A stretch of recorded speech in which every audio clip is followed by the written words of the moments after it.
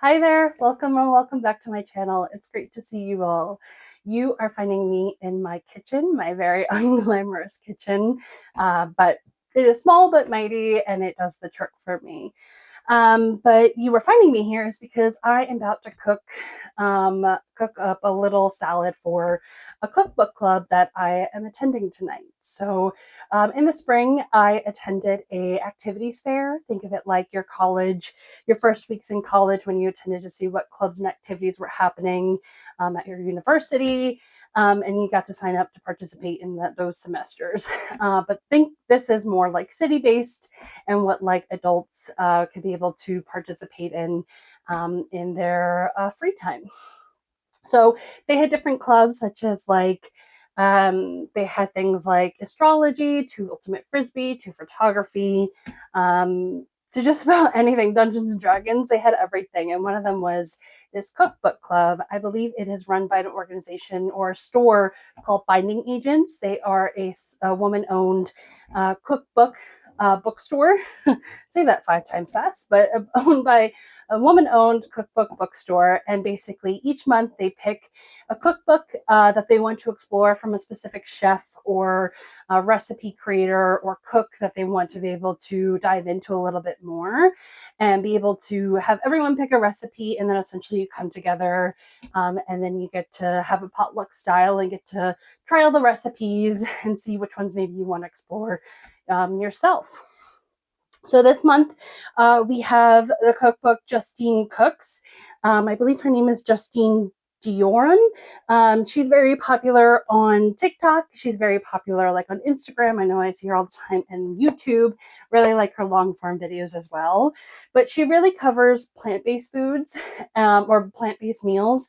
And I really just appreciate her approach. She's able to bring complex flavors and depth into her, I guess, recipes. And it's really fun to be able to explore this because I'm not really a big meat eater. So definitely great to find those alternatives. So I'm going to be making her tamari tomato, her tamari heirloom tomatoes, her salad there. And I'll read you the little blurb to be able to get a little bit idea of what the recipe is in store. So heirloom tomatoes are good enough to eat with salt and nothing else. But sometimes a person can't resist a little something else. And let's be honest, not all farmers market tomatoes are winners. In this simple pile of tomatoes, I've swapped the salt for umami packed tamari, which brings out the best of tomatoes without overpowering their sweet juiciness. The garlic ginger tamari dressing soaks into the fruit's crevices, so spooning the tomato juices from the bowl is strongly encouraged. So there's a lot of great yummy things here. So we obviously have the heirloom tomatoes, some scallions, some toasted almonds, garlic, ginger, tamari, obviously, sesame oil, honey, rice vinegar. Like it's all really nice, complex. Like I said, those complex, nice flavors. So that just tie in really great. So really looking forward to making this recipe, and I just think I'm really going to enjoy this cookbook club and hope to attend future ones because I love cooking. I really do. It's just I find it really difficult to cook for one as a single gal. It's really hard. You you get so much food, so much excess. So I definitely do like cooking and sharing it with people. So I think this will be a great opportunity to be able to get to exercise that or get to be able to participate into that more. So I'm really looking forward to the event and seeing how future ones go. But in the meantime, let's get to cooking.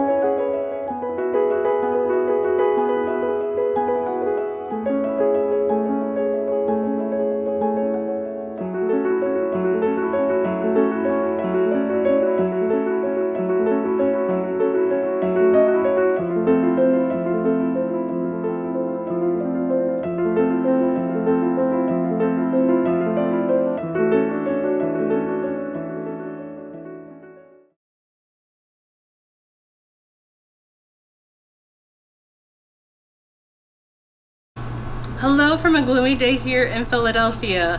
Have a little bit of mood lighting going on, but I was just about to sit down and start doing my weekly journaling. Journaling has been something that has been really transformative this year for me.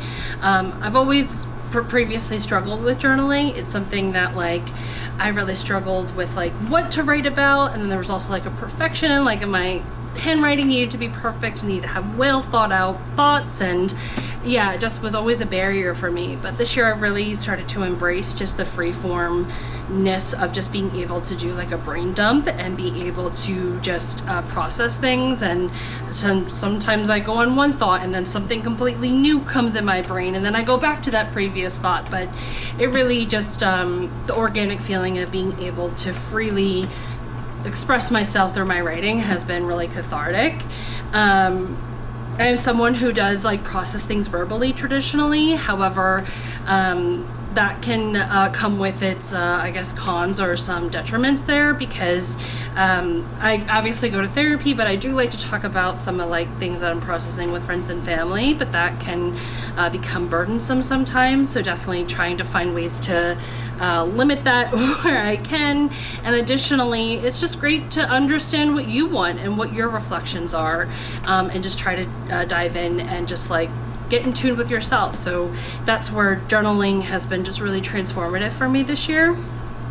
But I still really struggle how to process or build my thoughts. So that's why I do rely on a couple journaling books or journal prompts that help me.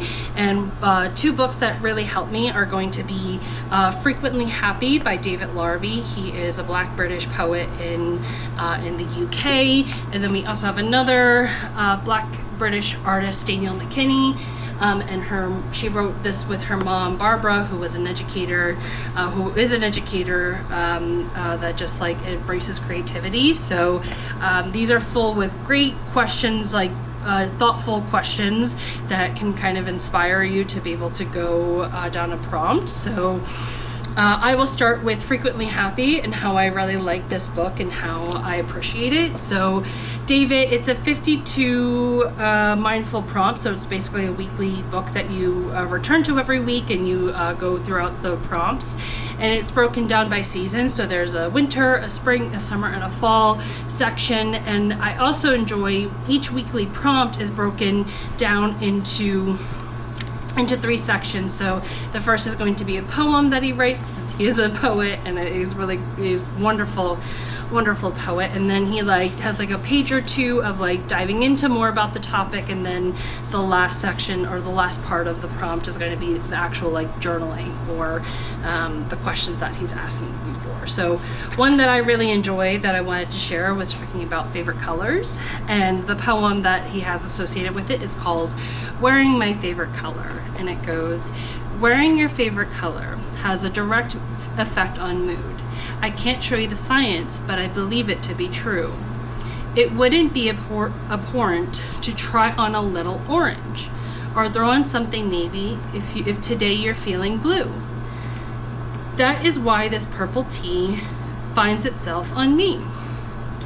My hypothesis has profited. I'm joyful through and through. So definitely a little fun poem talking about how the effect the color that you wear can have on you. And then he just dives into talking about how wearing your favorite color, or just decorating maybe your house with your favorite color can have its effect on your mood.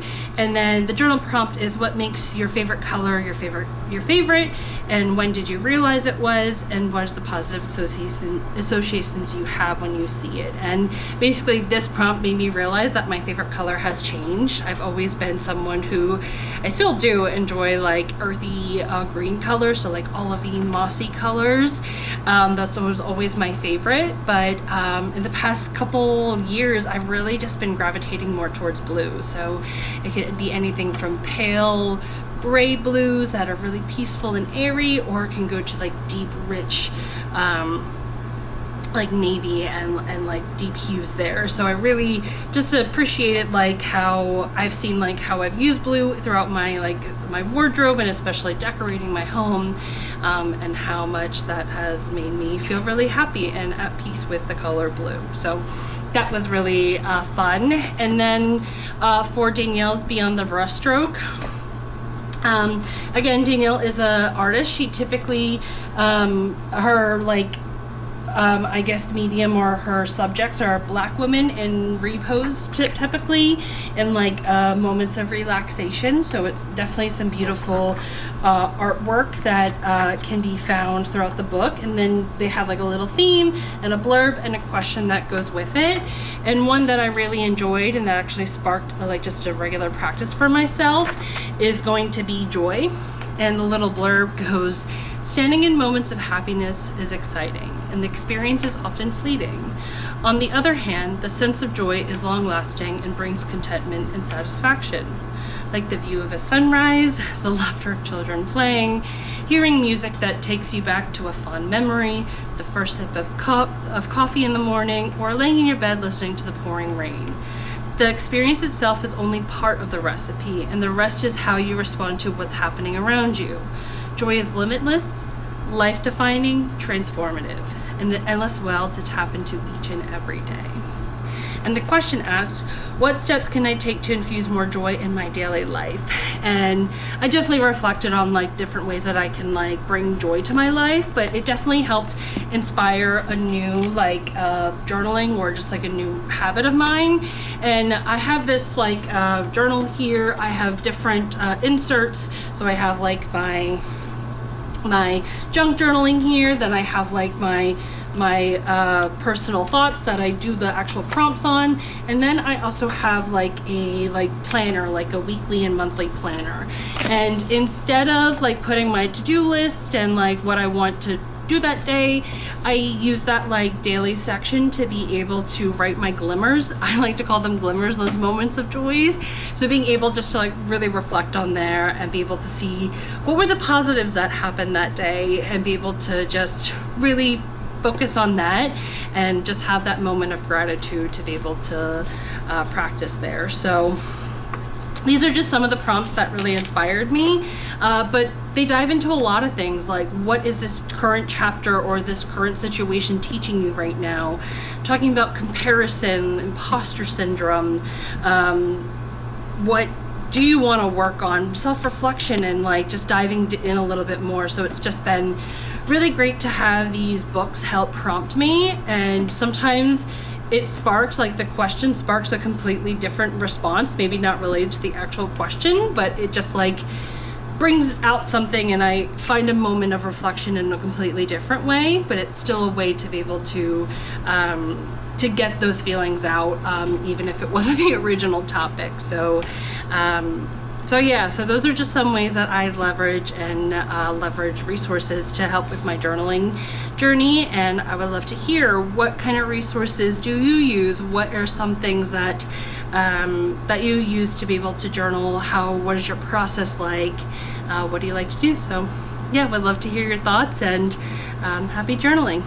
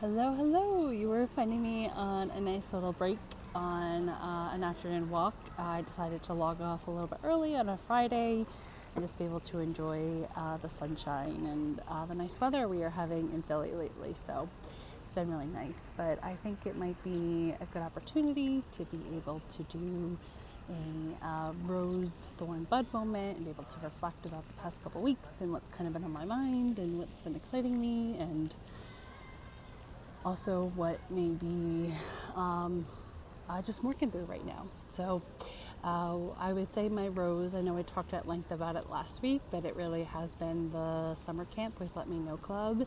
It just finished this past week, and it just was really fun. The group made it like really magical and fun, and it was like just fun to be a kid again and be able to be creative and bold and everything like that. So it was really a fun time. So I'm so glad that I signed up, and I hope they get to do it next year. Let me think. My thorn that I have been kind of working on is imposter syndrome. I know last week I talked about how my bud was going to this conference for work, but now I'm starting to second guess myself and be like, did I pick the right person? Am I up to the challenge? And ultimately I am. I know I do a good job, or I do well at my job. But yeah, it's just the little bit of imposter syndrome coming in that might kind of cloud the confidence in a way. So doing as much as I can do to prepare, and that's all you can do really, is prepare and kind of pivot as things come along. So really looking forward to it. What else? So then my mom is retiring next week. She is she's been in her industry, at her work for over 40 plus years at her job, like the same job. So it's really exciting for her to finally be able to retire and get to do things that she wants to do, and just, have a really nice couple, like a nice time to just really reflect on herself and be with herself. So looking forward to that. But with that, we are going in less than 2 months on a trip to Italy. We're going to be doing a pretty big trip in Italy for her retirement.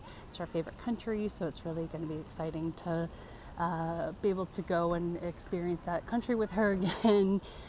So it's going to be fun. She's going a little bit earlier than me to be able to do like this bigger tour around the Padua area, but I'll be coming a couple days later, but I'll be in the Dolomites for a little bit, and then we're going to meet in Bologna, spend a couple days there, and then we're going to go in Florence for like a week. So we have a lot of fun things planned. I'm a huge planner when it comes to trips and everything like that, so I think we have some really exciting things coming up. But doing all those preparation stuff, like that trip planning stuff, is really fun. So really looking forward to being able to go on that trip. It's going to be here before you know it. Before I know it, it's going to be here. So that's something that I'm really looking forward to, or starting to get really excited for. So those are just some things that I have been reflecting on and really being excited for, or trying to work through.